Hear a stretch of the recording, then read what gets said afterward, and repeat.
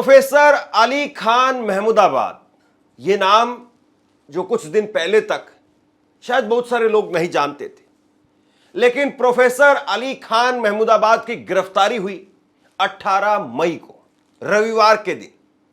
और उसके बाद में प्रोफेसर अली खान महमूदाबाद को सुप्रीम कोर्ट से अंतरिम राहत मिली, जमानत मिली। लेकिन ये खेल कैसे हुआ?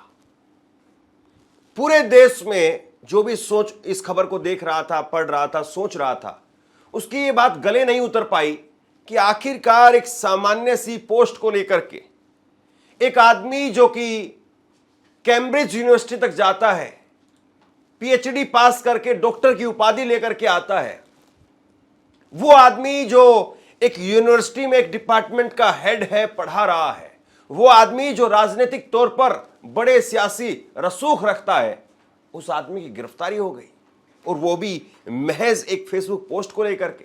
और वो फेसबुक पोस्ट डिलीट कर दी गई थी। तब भी ये पूरा खेल क्या है, पर्दे के पीछे क्या कुछ हुआ है, इसको डिकोड करने की कोशिश करते हैं, थोड़ा समझने की कोशिश करते हैं, क्योंकि अब बहुत हद तक परत उतरने लगी है। और प्रोफेसर अली खान महमूदाबाद वो खुद कुछ नहीं बोल पाएंगे।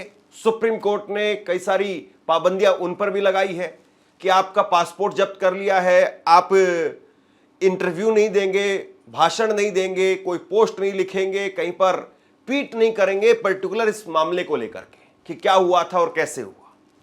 लेकिन ये समझने वाला केस है कि कैसे ये सारा खेल हुआ।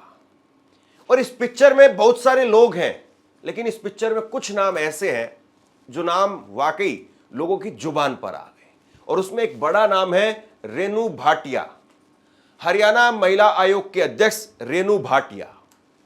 इनका नाम और इनकी पहचान और इनका रोल इस पूरे केस में अपने आप में बहुत अहम हो जाता है। इसके बाद में दूसरा नाम है योगेश जठेड़ी, उस गांव का सरपंच जिस गांव में अशोका यूनिवर्सिटी है, जिस अशोका यूनिवर्सिटी में प्रोफेसर साहब पढ़ाने का काम करते हैं, उस गांव का सरपंच जो कि भाजपा का जिला अध्यक्ष रह चुका है, भाजपा युवा मोर्चा का नेता है, प्रधानमंत्री नरेंद्र मोदी के साथ फोटो खिंचाता है, जो प्रोफेसर साहब पर एफआईआर करता है। और इसके बाद में एसआईटी बनी है, एसआईटी में जांच होगी। अब जांच किस चीज की होगी, समझ से परे की बात है, क्योंकि जो बातें खुले तौर पर लिखी हुई हैं, जो बातें सबको दिखाई दे रही है, उसको देखने के लिए आपको कौन से माइक्रोस्कोप की जरूरत है, कौन से लेंस से उसको आप देखेंगे, कौन सा नजरिया आपको चाहिए उसको देखने के लिए। और एसआईटी क्या जांच करेगी, कितने बजे लिखा, राइट हैंड से लिखा था कि लेफ्ट हैंड से लिखा था उस वक्त में डॉक्टर साहब बेड पर बैठ करके लिख रहे थे, या कुर्सी पर बैठे हुए थे, या टहलते टहलते लिख रहे थे, क्योंकि इसमें तो शाही और पेन भी नहीं आता है। वरना फिर पेन कौन सा पेन है, किस कंपनी का पेन है, वो पेन कहीं बाहर से तो नहीं आया है।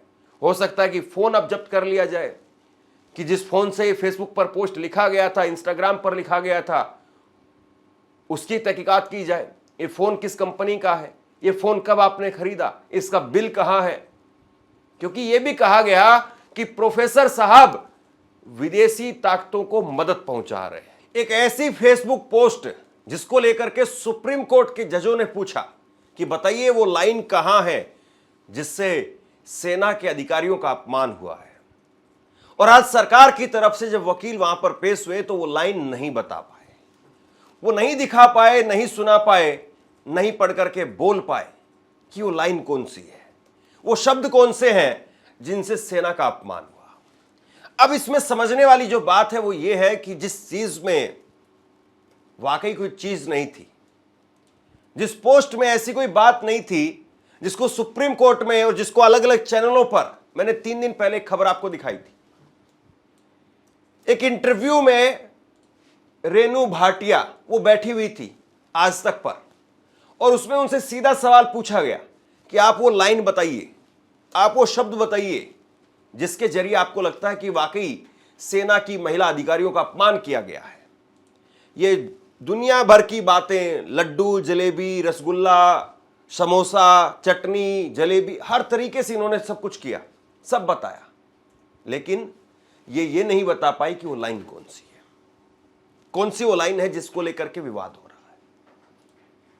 तो रेणु भाटिया जो इस पूरे मामले में लगातार प्रेस कॉन्फ्रेंस करती रही, बताने के लिए कुछ नहीं, लेकिन प्रेस कॉन्फ्रेंस पर प्रेस कॉन्फ्रेंस, और इन्होंने जो कहा एक प्रेस कॉन्फ्रेंस में, उसका एक हिस्सा समझने वाला है। क्या कहती है ये कि अंबेडकर जी ने ये परमिशन कहीं नहीं लिखी कि किसी के बारे में कभी भी कुछ भी कह सकते हैं, आपके पास में फ्रीडम ऑफ स्पीच है, लेकिन आपको किसी को भी डेमोरलाइज करने का राइट नहीं है। वुमेन कमीशन इसकी परमिशन नहीं देता। I will not allow, Renu Bhatia will not allow, even if you ask me personally, I will not allow. मैं देश की किसी बेटी को झुकने नहीं दूंगी, न कल झुकने दिया, न आज झुकने दूंगी, नहीं आगे झुकने दूंगी। जो भी देश की बेटियों के नाम पर गद्दारी की बू जिनसे आएगी, उनके खिलाफ बोलती रहूंगी। Degrade or talk wrong about any women. Women Commission, Haryana state will not allow. I will not allow. Renu Bhatia will not allow. Even personally, if you ask me, I will not allow. अब कमाल की बात है, अपने आप को रेणु भाटिया वो कह रही कि I will not allow, Renu Bhatia will not allow. कमाल की बात है भाई। रेणु भाटिया जी, मैं आपसे पूछना चाहता हूं, हिमांशी नरवाल वो महिला, वो हरियाणा की ही विनय नरवाल की पत्नी, जिसकी हाथों की मेहंदी फीकी नहीं पड़ी थी और उसकी पूरी जिंदगी के रंग उड़ गए, आपने उन लोगों को गिरफ्तार करवाया जो लोग दिन दहाड़े खुलेआम गालियां दे रहे थे, जो लोग ये कह रहे थे कि ये विनय नरवाल को खा गई, इस तरह की गालियां दी जा रही थी। रेणु भाटिया जी, तब आप कहां थी? मैं आपसे पूछना चाहता हूं, किसकी गिरफ्तारी आपने करवाई, किसको लेकर के कहां कहां पर आपने लेटर लिखा? और वो लोग खुलेआम थे, मैंने कई सारी आपको स्क्रीनशॉट बाकायदा दिखाया, और वो कोई अननोन व्यक्ति नहीं है। आज की तारीख में तो कोई अननोन आदमी भी, अगर अज्ञात आदमी भी प्रधानमंत्री के नाम, मुख्यमंत्री के नाम, किसी शहीद की पत्नी के नाम अगर अनाप शनाप कोई बात लिखता है, पुलिस उसको मिनटों में उठा लाती घर से, अगर पुलिस चाहे तो, और अगर पुलिस कार्रवाई करे तो, वरना अज्ञात है तो अज्ञात रहे। यहां तो सामने सड़क से अगर हाथी जाना चाहे और पुलिस अगर उसको भेजना चाहे, तो सामने सड़क से हाथी चला जाएगा और पुलिस कहेगी हमें पता ही नहीं है। और पुलिस अगर चाहे तो उस सड़क से एक चींटी नहीं जा सकती है। तो रेणु भाटिया जी, आपकी ये दिलेरी उस वक्त में कहां थी जब हिमांशी नरवाल को गालियां दी जा रही थी? क्या वो हरियाणा की बेटी नहीं थी? क्या उस बेटी के लिए आपके मन में सम्मान नहीं था? आप तो घर गई थी ना, आप तो हमसे कहीं ज्यादा उस बेटी की दर्द को समझती हैं, तो क्यों नहीं आखिरकार आपका खून खोला? क्यों नहीं आपने उन वहशी आदमियों को, मेरे पास में और दूसरा इससे बढ़िया शब्द नहीं उन लोगों के लिए, उन लोगों को क्यों नहीं जेल की सलाखों के पीछे भिजवाया? और मैंने कोई खबर नहीं पड़ी ऐसी कि महिला आयोग की अध्यक्ष ने एक्शन लिया और हिमांशी नरवाल को गाली देने वाले दर्जन भर लोगों को जेल की सलाखों के पीछे भिजवाया। मैं तालियां बजाता आपके नाम की, लेकिन आप कहां थे? और ये योगेश जठेड़ी भाजपा के नेता, वो कहां थे? और खुद भाजपा के मुख्यमंत्री नायब सिंह सैनी, वो कहां थे जब हिमांशी नरवाल को गालियां दी जा रही थी, खुलेआम गालियां दी जा रही थी? यहां तो कुछ कहा भी नहीं गया साहब, यहां तो डायरेक्टली इनडायरेक्टली किसी तौर पर भी, और आप सुप्रीम कोर्ट में साबित नहीं कर पाए। तो आप ये बताइए, वहां पर आपका खून नहीं खोलता है, यहां पर आप काम कर रहे हैं, यहां पर आपकी तेजी है, तो क्या समझा जाए? फिर ये पर्दे के पीछे की डील क्या है, आप खुद बता दीजिए। बताइए आप, बिल्कुल एकदम एक ऐसा मामला, ये प्रोफेसर अली खान महमूदाबाद, व्यक्तिगत तौर पर मैं इनको जानता नहीं हूं, कभी मिला नहीं, कभी इनके बारे में कोई खबर भी नहीं की थी 5 दिन पहले तक। अभी जब ये लाइमलाइट में आए तब मैंने इनके बारे में पढ़ना शुरू किया, इनके बारे में खबरें की। लेकिन हिमांशी नरवाल, जिसको लेकर के देश में ही नहीं बल्कि विदेशों तक गूंज गई और इस बात की चर्चा हुई कि देखिए कैसे एक शहीद की पत्नी के साथ में अपमान किया जा रहा है। राहुल गांधी नेता प्रतिपक्ष उनके घर तक जाते हैं, सहानुभूति जताते हैं। उनके पिता से हमारे साथी ने फोन किया और कहा कि हम आपका इंटरव्यू करना चाहते हैं।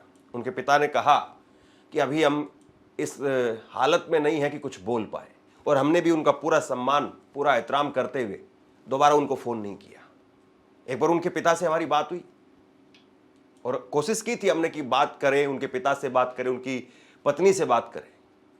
तो समझ में नहीं आता है कि आपकी एक जगह पर इतनी जबरदस्त तेजी दिखाई देती है। सुबह 6:30 बजे एफआईआर हुई है साहब, इसका मतलब समझ लीजिए आप। और इस चीज को आज सुप्रीम कोर्ट में पूछा गया कि सुबह 6:30 बजे एफआईआर का मतलब क्या है। और दूसरी तरफ दिन दहाड़े खुलेआम उस बेटी को नोचा जा रहा था, हिमांशी नरवाल को नोचा जा रहा था, लेकिन कोई आया नहीं सामने। कोई ऐसा जिसके हाथ में डंडा था, जिसके हाथ में पावर थी, जिसके हाथ में शक्ति थी, वो कोई हंटर लेकर के आगे नहीं आया। तो बताइए पर्दे के पीछे खेल क्या है। विजय शाह को लेकर के कोई महिला आयोग अध्यक्ष कोई ऐसा आया हो जो उसको जेल भिजवा दे, कोई ऐसा दिखा नहीं। किसी ने सामने आकर के नहीं कहा कि Renu Bhatia will not allow. Himanshi Narwal के बारे में या विजय शाह के बारे में किसी ने नहीं कहा। मेरे कानों तक वो शब्द नहीं आए या किसी के कानों तक गए नहीं वो शब्द। लेकिन यहां पर आप एकदम से ऐसे रूप में आ जाती हैं कि बस मत पूछिए। अब तो बस क्रांति होने वाली है, और एक ऐसी क्रांति कि कोई कुछ बोल नहीं पाएगा, कुछ कोई कह नहीं पाएगा। क्या अभी भी आपको लगता है कि सब कुछ वाकई बहुत सामान्य रूप से हुआ, या वाकई दाल में कुछ तो काला है, या पूरी की पूरी दाल काली है? नीचे कमेंट बॉक्स में अपनी राय लिख करके जरूर बताइए। इस खबर को शेयर कीजिए। धन्यवाद।